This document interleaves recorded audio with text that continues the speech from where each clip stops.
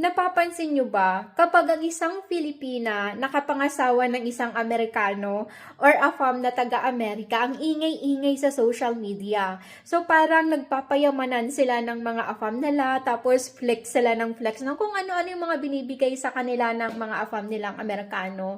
And may isa pa nga sabi, kapag 50-50, meaning daw yung AFAM ay poor or mahirap lang. So, ang daming nag-bash sa kanya, pero guys, yung pagbabash nyo sa kanya, no, tumaas ang followers niya. Pero napansin ko lang, no, so karamihan sa mga Filipina na may mga AFAM na Amerikano, hindi masyadong maganda yung kanilang social media community.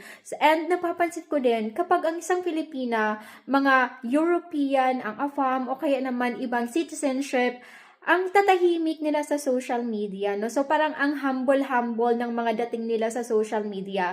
So, hindi uso yung nagpapataasan ng ihi, ay, binilhan ako ng asawa ko ng Tesla, ay, surprise iPhone 17, ganyan. Parang mga walang ganon.